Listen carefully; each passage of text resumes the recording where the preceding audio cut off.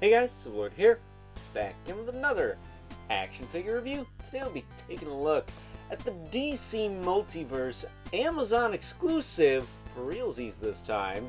Not like the Batman Beyond versus Justice Lord Superman 2-pack I looked at yesterday, which I initially thought was an Amazon exclusive. Oh well, better safe than sorry I guess. But today we'll be taking a look at the first ever Atomic Skull figure in 6 to 7 inch scale, and a reissue of the DC Comics 1000 Superman. Brought to us by the fine folks over at McFarlane Toys, of course. And of all the 2-packs I've been taking a look at lately, this is probably the best one. Probably. If I had to guess, I'd probably bet money on this one. A, it's only $40. B, for being an exclusive, relatively easy to get. I think you could still buy it, actually.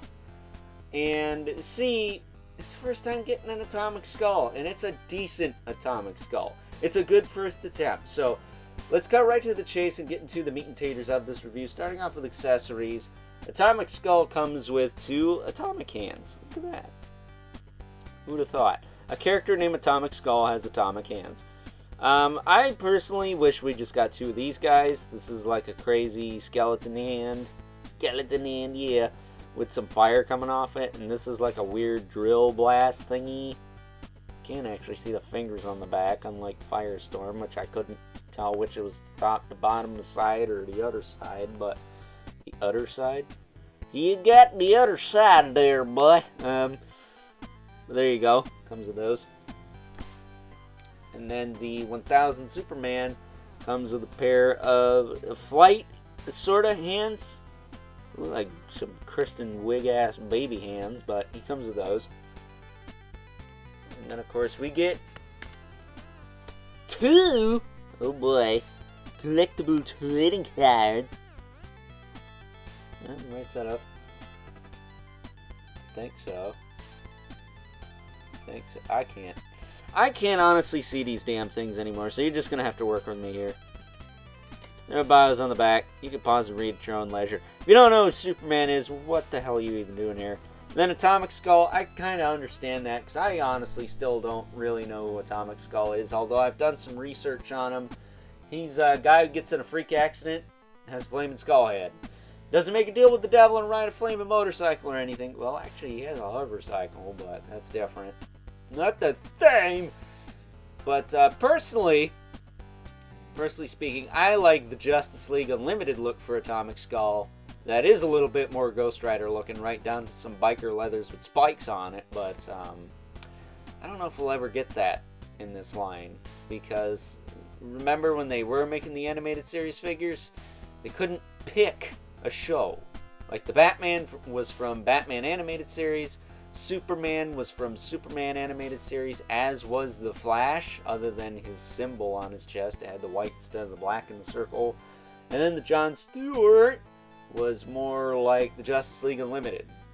So, I don't know what's going on there. I don't know, man. What's going on? But either way, the final accessory these guys come with is probably one of the cooler kind of figure stands. They get this cool kind of purpley fire base, and while I'm not a big fan of this, mostly because the back's kind of whatever, like there is no back to this, and there's nothing to put back here. I checked the box 6 ways from Sunday. This is all you get. Feels like it should have had a base piece that clipped onto the back as well as the front, because there are 2 ports here, but there is nothing that goes back here, like at all. It just sits like this. And while it does sit okay, it's still not the sturdiest thing ever. And then this peg back here is literally like pegged through the bottom, so it does have a tendency to rattle a bit, but it's cool. It's the thought that counts, but I'm not going to use it. So it is what it is. That said, let's take a look-see at this gosh darn Atomic Skull, because I've wanted one of these for ages. Figure stand, of course. And if you recognize some of these parts, it's because it's this guy, which I think I reviewed this figure quite some time ago, last year, maybe. I mean, it's the last day of 2023, so 2022 for those of you watching this in the future, where it's 2024. But, yeah, uses a lot of these parts. I think the arms are the same. I think arms are the same. Yeah, the arms. The gauntlets are different. Gauntlets are indeed different. So the lower arms are different. Those aren't the same. The torsos obviously aren't the same. I don't know if it's the same as the New 52 Lex Luthor. I don't think it is. The midsection is the same. The diaper is different.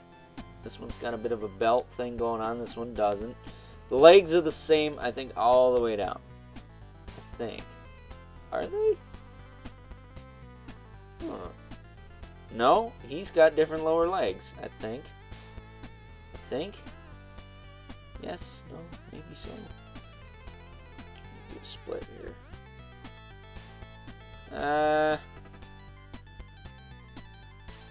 Maybe, I'm not sure. They kind of feel the same, but they kind of feel a little different. No, they are different. Because he's got this little, like, thingy on the outside here. This little nubbin. He doesn't have those. So, his lower legs are different. His lower arms are different. His torso's different. He's got some of the same Lex Luthor parts, but he's a lot of new parts to me anyways. Maybe these parts are on the New 52 Lex Luthor, but definitely some different stuff going on here. It's not exactly the same figure. The upper arms, the upper legs, the midsection, that's all the same, but the torso is different. I think. Yes, the torso is very different. The upper torso. The diaper's different, and then the feet are even different. Because he's got these type of feet. He's got those type of feet. And then the hands are different, because he's got the texture on the back. So, not as much reuse as I thought. So he's got a lot of new going on, at least for me. Again, I don't know if any of these parts were used on the New 52 Lex Luthor. I don't have that figure. But that's a pleasant surprise. So with that being said, articulation on this guy, his head is on the double ball peg, but I'm not going to get a ton out of it. Mostly just some bobble, rotation, some tilt side to side. His shoulders go out pretty far, considering he's got the pauldrons, or the shoulder pad pieces there. He can rotate forward and back. He's got that rotator cap. He's got a bicep swivel. Double elbow that works alright. He's got ball hinge wrists that work pretty well. I will tell you, the right hand on this guy, and even that Superman back there, really tight to get on, so maybe use a little bit of heat with that. Just pop it on, but the pegs are fairly large, so I don't think breakage is really an issue, but better to be safe than sorry, right? That said, his torso can lean back, can lean forward a little bit, not a lot. He's got waist rotation. His torso could probably rotate. Yeah, he rotates up here as well, but very limited. It still utilizes some of the older articulations, so I'll give it a pass there. I will say his waist is a little floppy on mine, but it's not. It does lock into place. If you leave it alone, it kind of stiffens up, so a little bit loose there. A little loose. But again, not the worst. His hips can kick forward pretty far, considering he's a big armored guy. They can kick back down as far as out. They can go that far. I think he's got a thigh cut in there. Yeah, he's got a thigh cut. Respectable one. He's got a double knee. That works pretty well. No Cliffs of Dover on him. I don't think. What about up here? No, not there and not here. So he is Cliffs of Dover free. That's a plus. He does have the ball hinge feet. Do hinge back and forth, rock, and then he's got the toe joint, which isn't great, but whatever. It's an Atomic Skull figure. Always wanted one of these. Glad we finally got one. Could it have been better? Yes. But for a first attempt, I'm going to tell you it's better than the first Doomsday we got in the life of the DC Multiverse line. I'll tell you that much. And you'll find out more about that tomorrow when we review that Doomsday Superman 2-pack to celebrate the Doomsday of 2023. Because I don't know about you, but 2023 sucked big, fat, hairy donkey balls, at least for me. But that's Atomic Skull. He's really cool. I dig him. He's why I bought this set.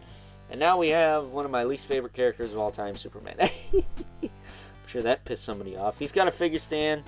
Cool, whatever.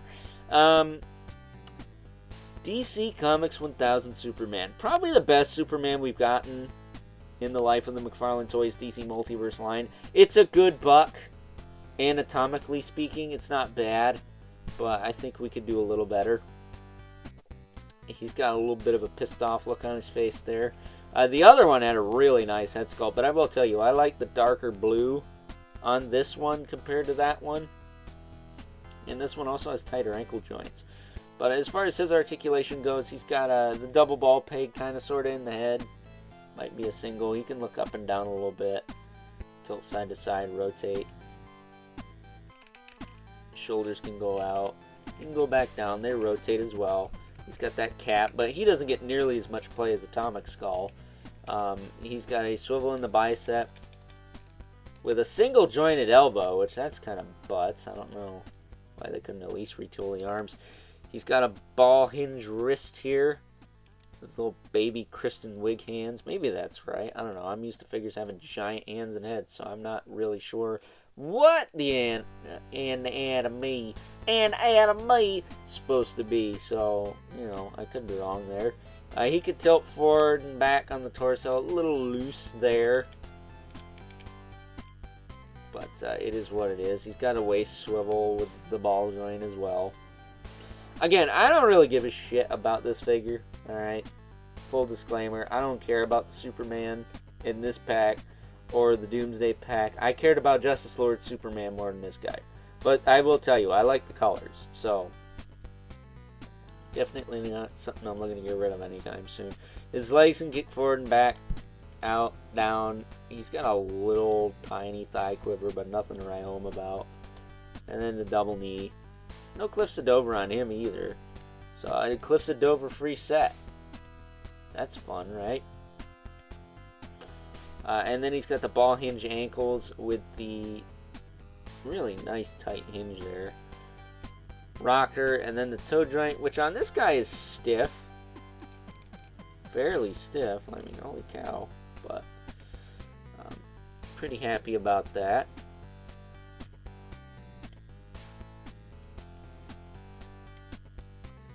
But yeah, man, that's the issue 1000. DC Comics 1000 Supes.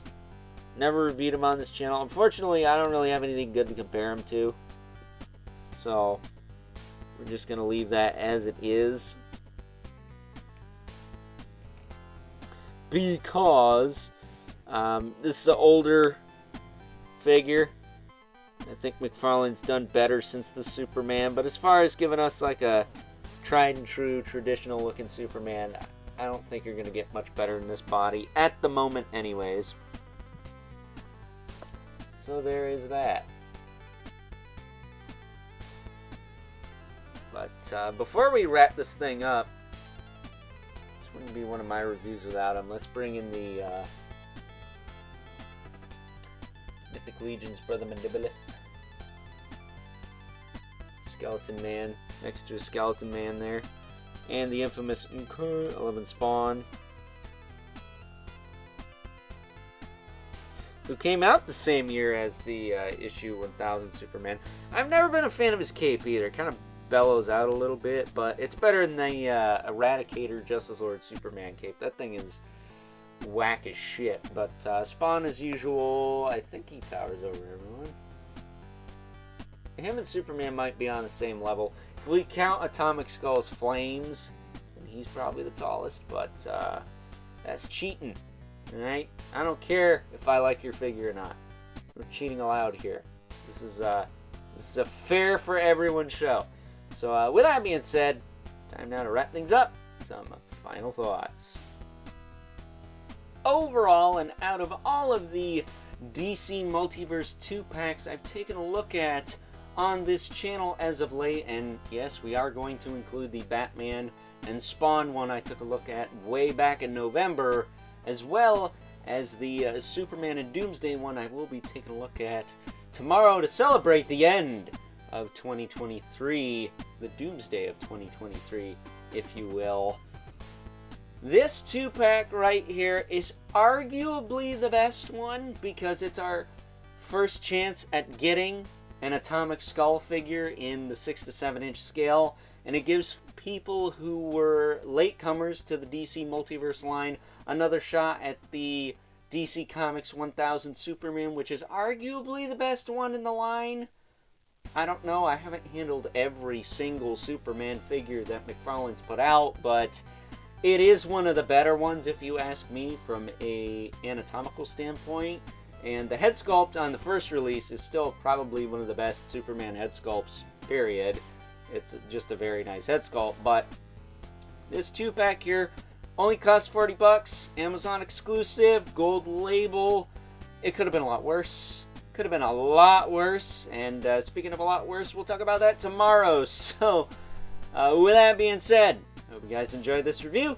Until next time, I'll catch you guys later.